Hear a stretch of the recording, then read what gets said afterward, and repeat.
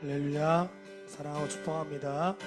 우리 오늘 하루도 우리의 왕 되시는 주님과 함께 동행하며 승리할 수 있기를 원합니다. 이거는 기대와 소망 갖고 우리 새벽에 함께 찬양하면서 나가도록 하겠습니다. 우리 찬양합시다. 기뻐하며 함께 노래 부르니 소리 높여 할렐루야 부르니 주님 앞에 나와 찬양 드리며 우리 주님과 함께 기뻐하리라. 나의 창조자 나의 창조자 나의 구원자 가장 귀한 나의 예수님 찬양합니다. 나의 치료자 나의 선한 목자 되신 주 예수 나의 주 찬양하리. 기뻐하며 함께 노래 부르니 소리 높여 할렐루야 부르니 주님 앞에 나와 찬양 드리며 우리 주님과 함께 기뻐하리라. 나의 창조자 나의 구원자 가장 귀한 나의 예수님 찬양합니다. 나의 치료자 나의 선한 목자 되신 주 예수 나의 주 찬양하리. 나의 창조자 나의 창조자 나의 구원자 가장 귀한 나의 예수님 찬양합니다. 나의 치료자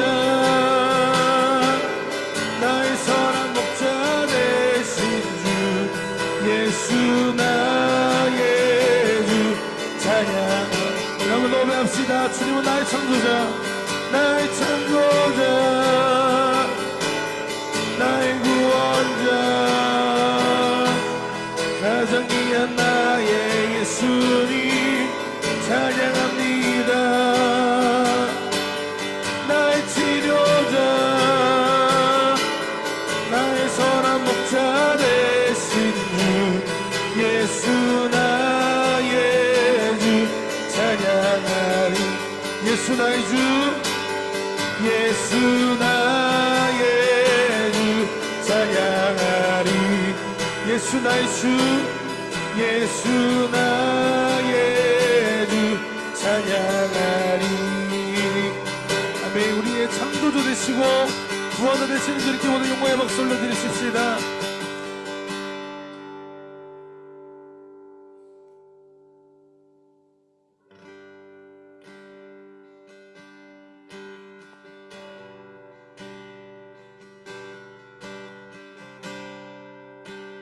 우리의 마음을 다한 고백이 되길 원합니다.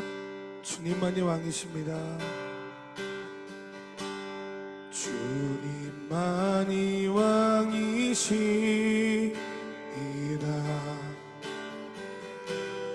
주님만이 왕이시이다.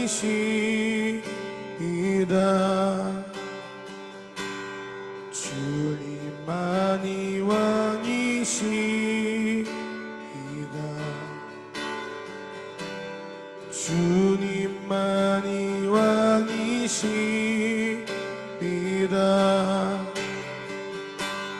주님만이 왕이시이다. 주님만이 왕이시이다.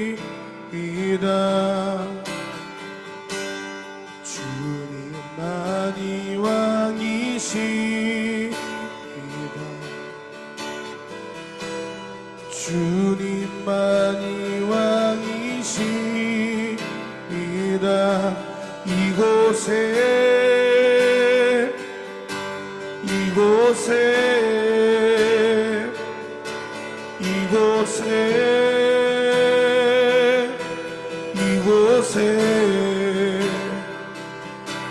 이곳에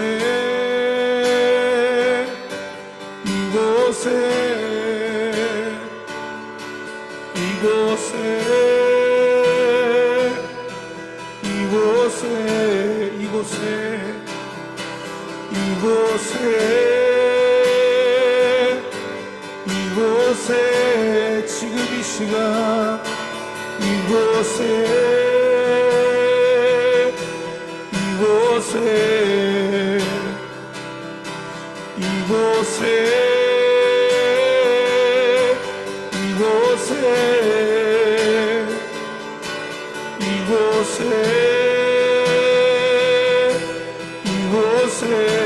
주님만 왕이십니다. 주님만이 왕이십니다. 주님만이 왕이십니다.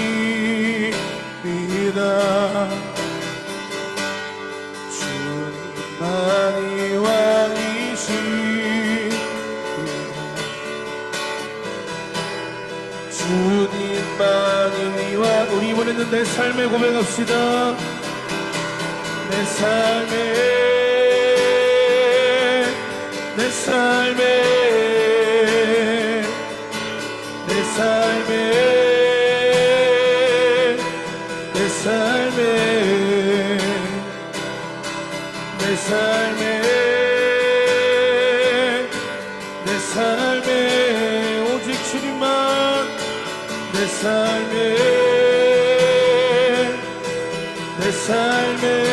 주님만이 왕이십니다. 주님만이 왕이십니다. 주님만이 왕이십니다.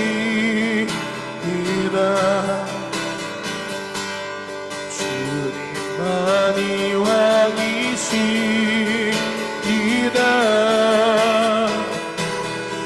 주님만이 왕이시 온 땅에 온 땅에 온 땅에 온 땅에 온 땅에 온 땅에 온 땅에 온 땅에 주님만 온 땅에 온 땅에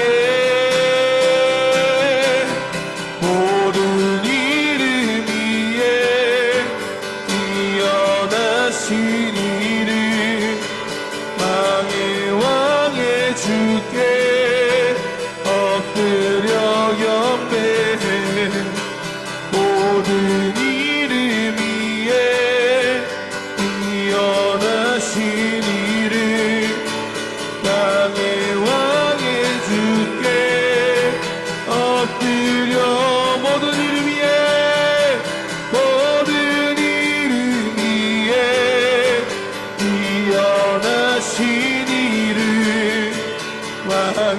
왕의 주께 엎드려 경배해 모든 이름 위에 뛰어나신 이름 왕의 주께 엎드려 경배해 우리의 왕을 경배해 경배해 경배해 경배해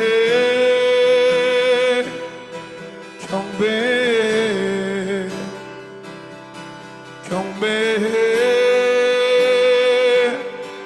경배해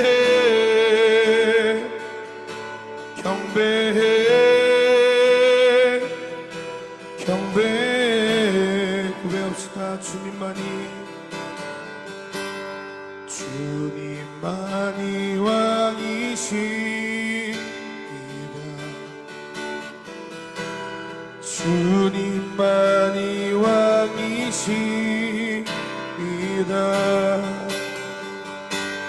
주님만이 왕이시이다. 주님만이 왕이시이다.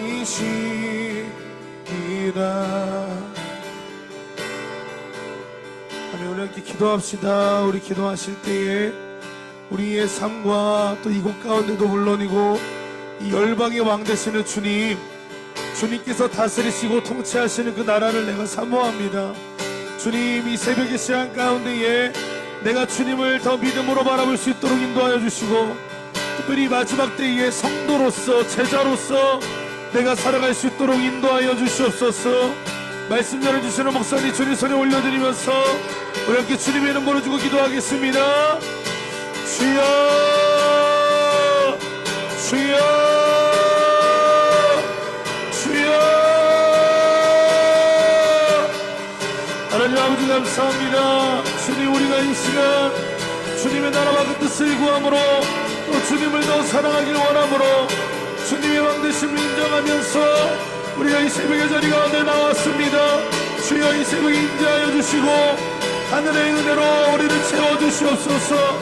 우리가 이 마지막 때를 살아가니 제자됨으로 살아갈 수 있도록, 우리가 이 마지막 때를 살아가는 성도 될 수 있도록, 교회 될 수 있도록 깨어나게 하시고 이 마지막 때에 일어날 일들을 바라보며 살아계신 하나님, 그 주님의 왕되심을 찬양하는 자들 되게 하여 주시오.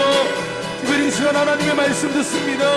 말씀 전해주시는 목사님 가운데에 지혜와 계시와 성령의 충만함을 부어주시옵소서.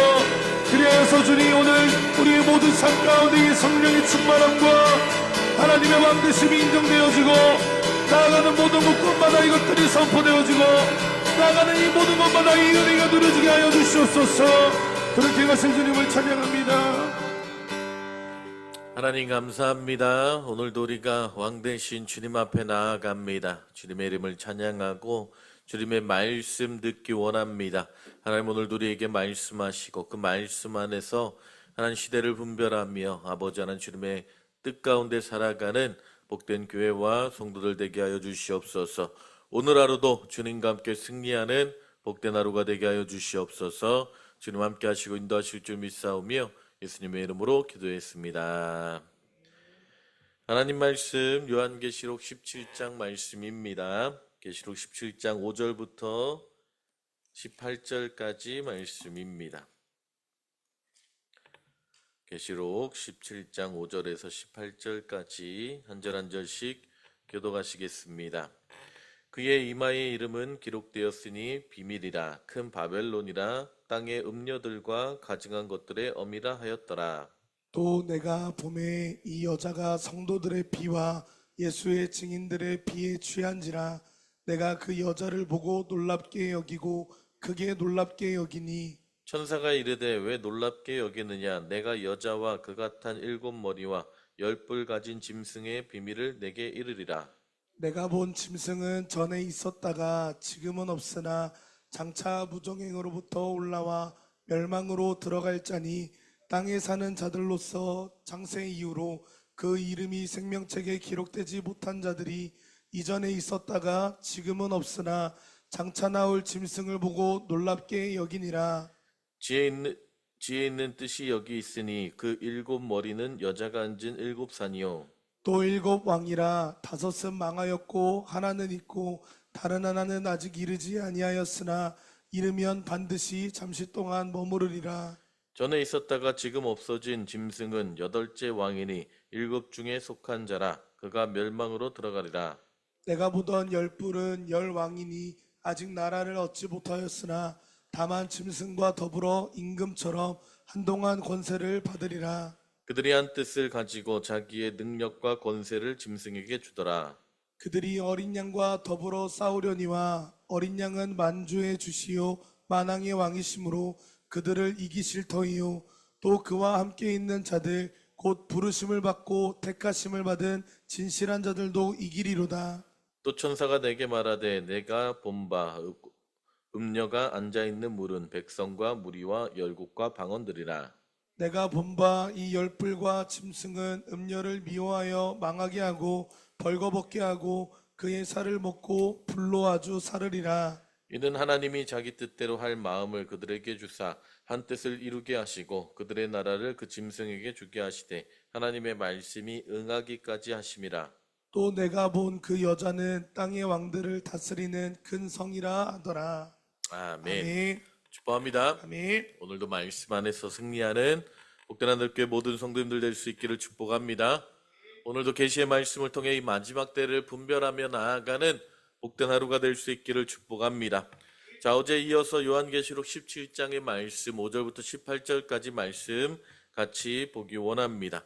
사도 요한이 음녀에 대해서 마지막 때에 하나님께서 심판하실 음녀에 대해서 설명하고 있는 말씀입니다. 자, 5절에 보니까 그의 이마에 이름이 기록되었으니 비밀이라 큰 바벨론이라 땅의 음녀들과 가증한 것들의 엄이라 하였더라 라고 말씀하고 있습니다. 자, 음녀의 이마에 이름이 기록되어 있는데 큰 비밀이다 라고 말씀하고 있습니다. 왜냐하면 그것은 우리 인간적인 지혜로는 깨달을 수 없는 것이기 때문입니다. 자, 어제도 말씀드렸지만 음녀는 누구라고 했습니까? 주로 종교적인 시스템 그리고 정치, 경제, 사회 전체를 통합하는 어떤 시스템, 하나님의 나라를 대적하는 이 세상의 시스템이다라고 말씀드렸습니다. 오늘 이 부분을 조금 더 구체적으로 한 번 더 정확하게 볼 수 있기 원합니다. 왜 음녀라고 표현되어지고 있는 이 계시록의 말씀에 이 음녀가 어떤 종교 시스템임에도 불구하고 정치, 경제, 사회, 문화를 다 통합하는 시스템인가? 그리고 어떻게 그런 일들이 존재할 수 있는가에 대해서 오늘 말씀을 통해서 좀 한번 우리가 살펴볼 수 있기 원합니다. 자, 그러면서 5절에 큰 비밀이라고 이야기하면서 그 음녀의 이마에 적힌 이름이 큰 바벨론이다라는 표현을 쓰고 있습니다. 자, 큰 바벨론 이야기하면 우리가 바로 생각나는 것이 무엇입니까? 구약 시대의 바벨론이라는 나라를 우리가 잘 알고 있지요. 혹은 바벨론이라는 도시를 우리가 생각할 수 있습니다. 그리고 17절에도 보면 내가 본 그 여자는 땅의 왕들을 다스리는 큰 성이다 라고 말씀하고 있어요. 그래서 이 음녀는요, 인격적인 음녀라는 표현도 쓰지만 다시 말해서 여자라는 사람의 표현을 쓰다가도 또 그 다음에는 또 큰 성이라고 이야기하고 이렇게 뭐 인격적으로 표현하다가 또 성이라고 표현하는 그런 이런 표현들을 하고 있다라는 거예요. 자, 그 당시에 성이라는 것은 한 나라 혹은 한 지역을 다스리는 종교적이면서 정치적이고 사회 문화적인 시스템의 중심지가 성이었죠. 왜냐하면 성읍으로 이제 다스려지고 이끌어지는 그런 시대였기 때문입니다. 그래서 그 당시에 요한 시대만 해도 이 성은 무엇입니까? 항상 종교적인 영향력을 지닌 통치자에 의해서 지배되어 오는 것이 그 성과 나라의 모습이었다라는 겁니다. 자, 그런 의미에서 그 성을 어떤 성이라고 표현하고 있냐면 바벨론이라는 성이라고 표현하고 있는 거예요. 자, 그러면 왜 바벨론이라는 이름을 사용했는가? 이걸 성경적으로 보게 되면 이 바벨론의 의미를 우리가 잘 알아야 합니다. 자, 바벨론의 시조가 누구냐? 니무롯이라는 사람입니다. 창세기 10장에 보게 되면 창세기 10장 8절에서 10절까지 보게 되면 이 니무롯이라는 사람이 세상의 큰 첫 용사다라고 표현되어 있어요. 그러면서 9절 10절에 그가 여호와 앞에서 용감한 사냥꾼이 되므로 속담에 이르기를 아무는 여호와 앞에 니무롯 같이 용감한 사냥꾼이로다. 그의 나라는 시날 땅의 바벨과 아렉과 아갓과 갈레에서 시작되었다라고 말씀하고 있어요. 그러면서 창세기 11장에 넘어가게 되면 그곳에서 바벨에서 바벨탑이 쌓아지기 시작합니다. 그리고 이 바벨탑으로부터 시작해서 바벨론의 제국이 시작되어지는 것입니다. 자, 그러니까 그리고 이 바벨론 땅에서 끊임없이 어떤 일들이 일어나요? 하나님을 대적하고 하나님의 나라를 대적하는 자들이 끊임없이 나타나는 것을 우리가 성경에서 볼 수 있는 것입니다. 자, 그래서 역사적이고 또 고고학적인 자료를 보게 되면 이 창세기 10장 8절부터 10절까지 나타난 이 니무롯이라는 이 사람이 결국 교만하여져서 하나님을 대적하는 자로 변화되어지기 시작했다라는 거예요. 그래서 그 당시에 그 지역에 있는 모든 사람들을 바벨탑 중심으로 통합시켜서 세상을 정복하는 그런 하나님으로 자신을 나타내기 시작합니다. 사실 그 당시에 바벨탑이 세워질 때는 별을 관측하는 그런 탑으로 사용되어졌다고 합니다.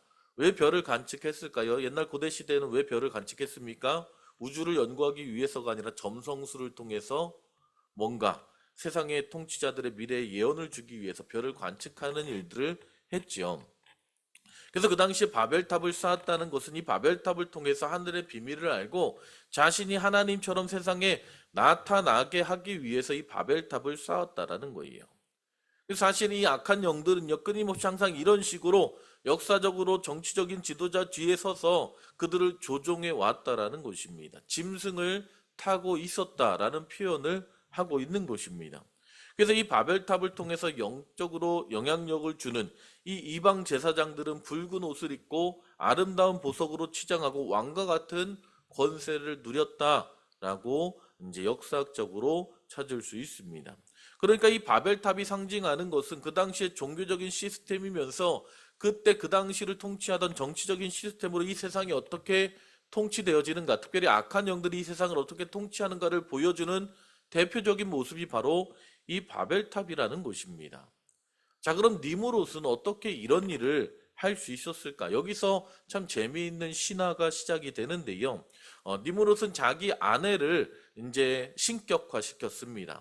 니무롯은요, 자식을 낳을 수 없었습니다. 왜냐하면 하나님의 저주를 받았기 때문입니다. 자기를 하나님으로 높였기 때문입니다. 그래서 자기 아내를 태양신에 의해서 임신해서 아들을 낳았다라고 자기 아내를 신격화시키기 시작합니다. 그리고 바로 이 아들이 이 세상의 모든 악한 것들을 멸하고 이 세상을 구속할 자라고 이제 거짓 선전을 합니다. 그리고 바로 여기서부터 시작되는 것이 바로 온 세상 가운데 만연한 여신과 아들 숭배 사상이 시작되는 것입니다.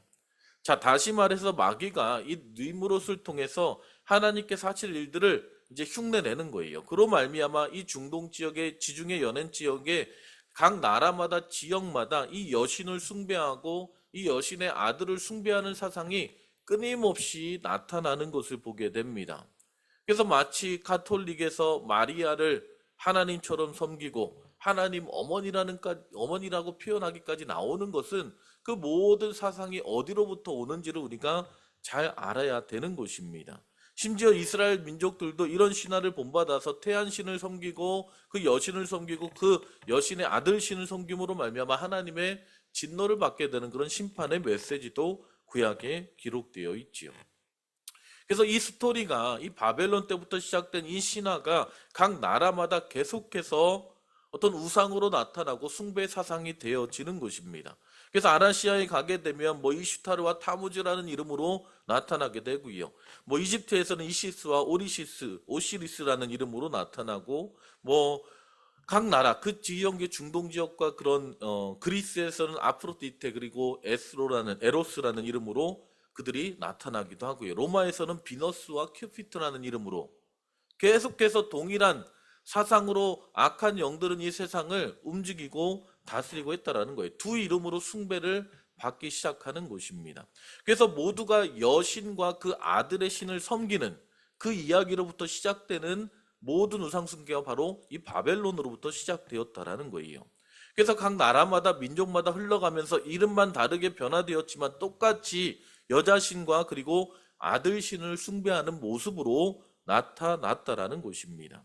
그리고 마지막 때에도 이렇게 여자를 하나님의 어머니처럼 섬기는 자들이 나타나게 될 것이고 겉으로는 형식적으로는 예수 그리스도를 메시아로 섬기지만 그 안에는 이방신을 섬기는 그런 사상들이 섬겨 있는 거짓 선지자들도 나타나게 될 것임을 성경은 말씀하고 있는 것입니다. 그러니까 이런 여신과 아들신을 섬기는 이 사상이 바벨론에서부터 나왔다라는 것을 우리가 역사적으로 좀 어떻게 보면 고고학적으로 찾을 수 있는 내용이라는 거예요. 그래서 사실 이 사실 때문에 이 음녀를 이 세상을 조종하는 어떤 종교적인 시스템이다라고 표현하는 것입니다. 우상을 숭배하게 함으로 말미암아 하나님을 대적하게 하는 그런 종교 시스템이 바로 이 바벨론으로부터 시작되었음을 이야기하고 있는 것이죠. 자, 그러면서 6절에 또 내가 보면 이 여자가 성도들의 피와 예수의 증인들의 피에 취한지라 내가 그 여자를 보고 놀랍게 여기고 크게 놀랍게 여겼다. 다시 말해서 이 음녀가 하나님의 교회를 핍박한다라는 거예요. 자기들의 종교 시스템의 이름으로 진짜 하나님의 교회를 핍박하기 시작했다라는 것입니다. 그래서 요한이 그 모습을 보고 깜짝 놀라니까 천사가 다시 이야기합니다. 왜 놀랍게 여기느냐? 내가 여자와 그가 탄 7머리와 10뿔 가진 짐승의 비밀을 내게 알려줄 것이다 라고 이야기하죠. 그러면서 7절부터 18절까지가 바로 이 짐승에 대한 이야기가 나옵니다. 자, 이 음녀가 누구인지를 알려고 하려면 이 음녀가 타고 있는 그 짐승이 누구인지도 알아야 된다라는 것이죠. 그래서 이 짐승은 어떤 짐승이냐? 7머리와 10뿔을 가졌다라고 말씀하고 있어요. 자, 음녀를 알 수 있는 중요한 말씀인데요. 자, 음녀가 어떤 종교적인 시스템이다라고 말씀드렸어요. 마지막 때에 어떤 종교적인 시스템을 통해서 이 짐승을 통제하게 될 것인데, 짐승을 다스리게 될 것인데, 그런데 결국은 이 짐승 적그리스도가 이 세상에서 존재하게 되는 어떤 정치적인 지도자의 모습으로 나타나서 이 음녀를 나중에는 마지막 때에는 말세에는 이 음녀를 종교적인 지도자를 싫어해서 그를 살으리라. 그를 죽게 될 것이다. 죽이게 될 것이다. 라는 이야기도 하고 있어요. 그것이 바로 16절이죠. 내가 본 바 이 10뿔과 짐승은 음녀를 미워하여 망하게 하고 벌거벗게 하고 그의 살을 먹고 불로 아주 살을 것이다. 그래서 마지막에 이 세상을 통치하려고 했던 한 지도자, 그 적그리스도가 나타나서 이 종교적인 음녀를 싫어해서 버리고 자신이 하나님의 자리 가운데, 그러니까 우상도 필요 없다라는 거예요. 무슨 말이냐면 내가 하나님이다 라고 하는 적그리스도가 나타나는 자들이 등장하게 될 것임을 이야기하고 있는 것입니다. 자, 그러면 이 짐승은 누구인가? 자, 8절에 보니까 내가 본 짐승은 전에 있었다가 지금은 없으나 장차 무적행으로부터 올라와 멸망으로 들어갈 자다. 자, 세상 사람들의 눈에 보이지만 그 존재는 영적인 존재의 영향을 받는다라는 거예요. 무적행에서 올라온 자라는 것입니다. 다시 말해서 악한 영들로 시작된 자라는 거예요. 다시 말하면 이 짐승은 짐승 뒤에 마귀가 악한 영으로 조종하고 있다. 그래서 결국 마귀와 함께 지옥불에 던져질 존재다라는 것입니다. 그러니까 마지막에 나타날 적그리스도의 모습을 짐승이라고 지금 표현하고 있는 거예요.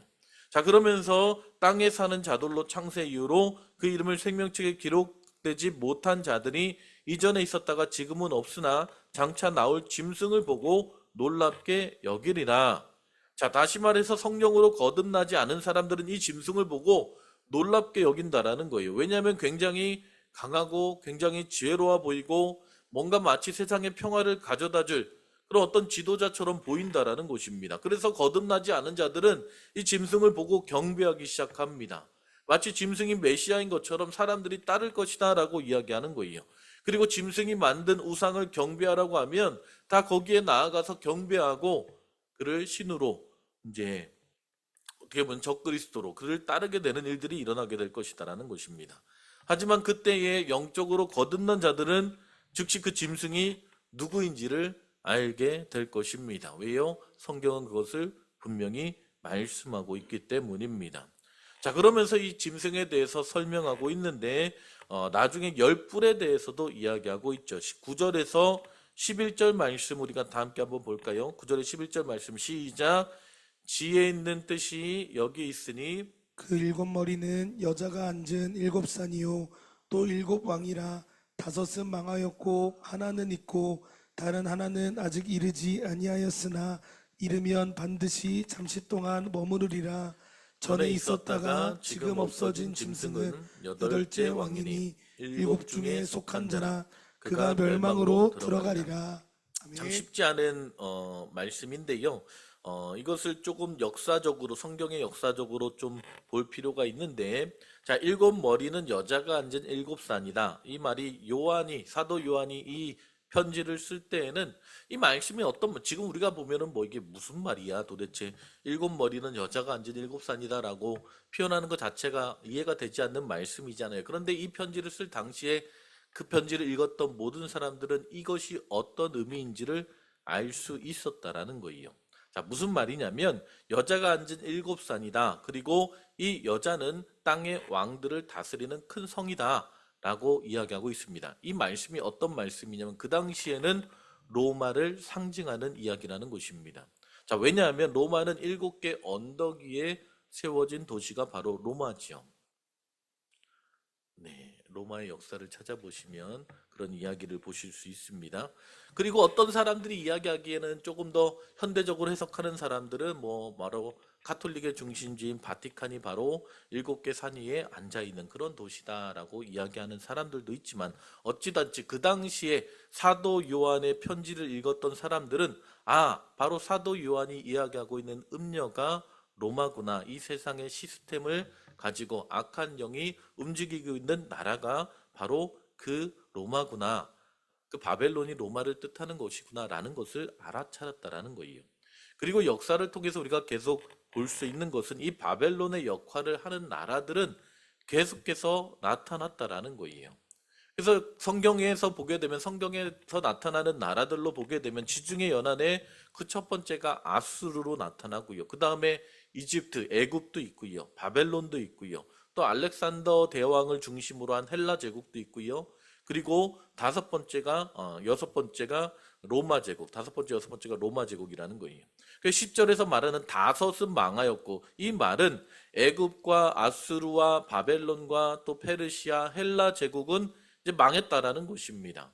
그러나 이 로마 제국은 아직 살아있고 지금 그 로마의 여자가 앉아있다라는 거예요. 그런데 그 뒤에 다른 이는 아직 이르지 아니하였으니 반드시 잠깐 동안 계속하리라. 그 조금 있으면 다시 또 다른 미래에 나타날 짧은 존재가 나타나게 될 것인데, 왜냐하면 그들은 대환란의 시간에만 잠깐 있을 것이기 때문에. 자, 그러면서 이 짐승은 7머리를 가졌다고 했는데 7머리가 7산이다. 그 7산은 이제 앞에서 이야기한 것처럼 애굽과 아수르, 바벨론, 페르시아, 헬라, 그리고 로마, 그리고 마지막에 하나 더 있는데 로마의 뒤를 이어서 어떤 일이 일어나게 됩니까? 유럽 전체를 통합하게 되는 한 제국이 등장하게 되죠. 그게 이제 마지막 때에 나타난 제국의 이야기도 있고요. 그러면서 그 나라를 뭐라고 이야기하냐면 7번째 나라는 열부를 가진 나라로 존재하는데 7번째 제국은 이제 신성 로마 제국이다라고 이야기하는 사람들이 이제 대부분의 해석이라는 거예요. 자, 인류의 역사를 보게 되면 예수님 시대 이후로 로마가 멸망하고 그 로마 제국의 영광을 다시 회복하려는 시도가 끊임없이 나타나게 되죠. 그래서 특별히 AD 313년에 콘스탄틴 황제에 의해서 기독교가 로마의 공식 국교로 확립되고 난 이후부터 로마의 교황과 로마의 황제가 로마 제국 전체를 통치하는 어떤 경제 종교 시스템을 이제 완전히 통제해버리는 그런 일들이 일어나게 됩니다. 그 중세로 넘어가면서 황제가 이 교황의 자리를 대신해서 차지하면서 하나의 통합된 형체로 정치와 종교가 완전히 하나 되는 형태로 나타나게 되면서 나타나는 나라가 신성 로마 제국이지요. 그런데 그 신성 로마 제국도 결국 무너졌다라는 거예요. 자, 그래서 오늘 본문에 그러니까 11절에 전에 있었다가 지금 없어진 짐승은 8째 왕이니 7째 중에 속한 자라. 그 전에 있었던 7나라 중에 또 한 나라가 다시 일어나서 마지막 때에 하나님을 대적하는 그 나라들로 서게 될 것이다. 7째 왕도 사라졌는데 로마 다음으로 나오는 신성 로마 제국도 어떻게 보면 무너졌는데 그 다음에 8번째 왕은 7에 속한 자 중에 다시 부활하는 나라가 있을 것이다. 많은 성경학자들이 이야기하기를 이것이 신성 로마 제국의 부활이 아니겠는가. 그런 뭔가 신성 로마 제국의 그런 시스템을 이어받아서 그 당시에 로마나 어떤 유럽을 다 통제하고 이끌어가는 그런 시스템이 등장하지 않을 것인가 라고 이야기하는 것입니다. 그러면서 맨 마지막 때 8번째 왕을 통해서 다스려질 10나라가 있다.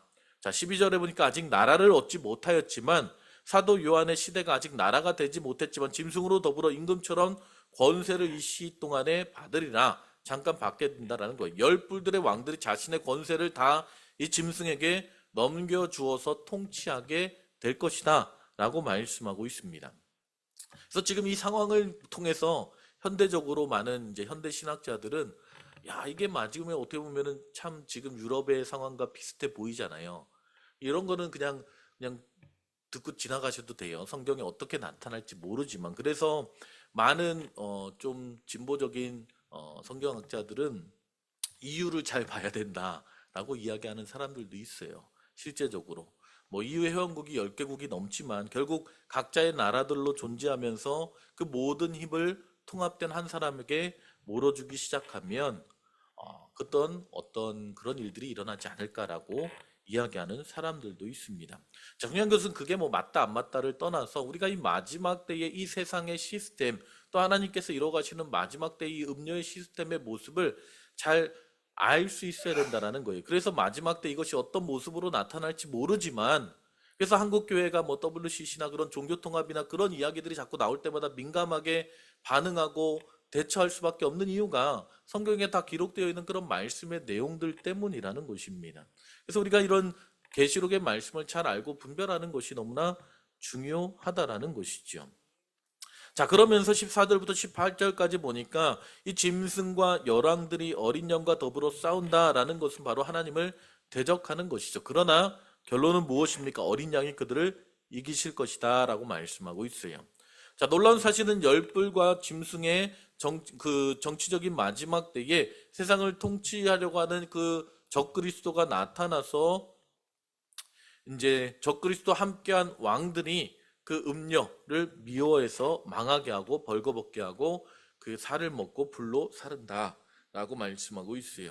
자, 다시 말해서 이 정치적인 지도자들을 뒤에서 엄밀히 통제하고 다스리던 그 바벨론의 시스템을, 그 종교적인 지도자를 이제 미워해서 완전히 없애버린다라는 거예요. 아까도 말씀드렸지만 이제 종교 필요 없이 내가 종교다 하는 적그리스도가 나타나게 될 것이다 라는 것을 말씀하고 있는 것이죠. 하지만 하나님께서 그를 심판하시고 이 땅 가운데 하나님의 공의와 정의를 완전하게 이루실 것이다. 이것이 마지막 때의 심판이다. 마지막 때에 일어날 일이다. 이것이 어떤 모습으로 나타나게 될지는 모르지만 우리가 말씀을 가지고 시대를 볼 수 있어야 하는 줄 믿습니다. 아멘. 너무나 이것을 통해서 뭐 음모론이나 자꾸 그런 이야기를 하는 것이 아니라 우리가 그래도 기본적으로 이 마지막 때 계시의 말씀이 어떤 흐름인지는 알고 있어야지 전 세계가 또 이 나라가 어떻게 지금 하나님의 역사가 어떻게 이루어지고 있는지를 우리는 깨어서 기도하고 준비할 수 있는 줄 믿습니다. 자, 오늘 이 말씀을 통해서 오늘 우리에게 말씀하고 있는 것이 무엇인가? 먼저는 깨어 있으라는 거예요. 이 성경의 예언이 어떻게 성취되어지는가를 주의를 살펴봐야 될 때라는 것입니다. 마지막 때 지금 어떤 일들이 일어나고 있는지, 우리가 살아가고 있는 이 사회, 정치, 경제, 사회, 문화 시스템은 어떤 시스템 가운데 우리는 살아가고 있는지, 그 속에서 혹시나 우리는 점점 하나님과 멀어져 있진 않는지 우리는 끊임없이 점검하고 우리의 믿음과 신앙을 주님 앞에 돌이켜야 될 줄 믿습니다. 왜냐하면 이 사회의, 이 시대의 정치, 경제, 사회, 문화적인 시스템은 바로 음녀, 바로 그 바벨론으로 악한 영들을 통해서 움직이고 있기 때문이라는 거예요. 하지만 꼭 기억해야 될 그 모든 것도 반드시 심판받게 될 것이다 라고 말씀하고 있는 것입니다. 아멘. 여러분이 계시록의 말씀을 통해서 우리가 영적으로 깨어있는 복된 한돌께 모든 성도님들 될 수 있기를 축복합니다. 아멘. 또 너무 이것에 매여서 너무 이 시대를 부정적으로만 바라보지 마시고 우리가 이 세상을 바라볼 때는 어떻게 됩니까? 하나님의 마음으로, 궁결한 마음으로, 불쌍한 마음으로, 그것도 하나님의 뜻과 하나님의 계획도 알지 못한 채 이 세상 가운데서 우상 숭배하며 그냥 영원한 지옥불을 향해 달려가고 있는 그들을 향해 긍휼한 마음으로 나아가야 될 줄 믿습니다. 또 여러분 각자의 부르심의 자리 가운데 하나님의 영광을 나타내시기를 주님의 이름으로 축복합니다. 그런 복된 하루가 되시기를 주님의 이름으로 축복합니다. 기도하시겠습니다. 하나님 감사합니다. 오늘도 우리에게 말씀 주심에 감사합니다. 하나님 특별히 계시록의 말씀을 통해서 이 마지막에 하나님이 세상에 아버지 하나님 가운데 역사하는 그 수많은 악한 영들의 아버지 일들을 아버지 하나님 어렴풋이 보게 하심에 감사합니다. 하나님 일들이 어떻게 이루어질지 모르지만 하나님 우리가 시대를 분별할 수 있는 아버지 하나님 그 말씀을 주심에 감사합니다. 하나님 오늘 우리가 살아가고 있는 아버지인 시대를 분별하게 하시고 우리의 삶을 분별하게 하셔서 하나님 우리가 온전히 주님의 말씀만을 쫓아 나아갈 수 있는 복된 교회와 성도들 되게 하여 주시옵소서. 오늘도 우리의 삶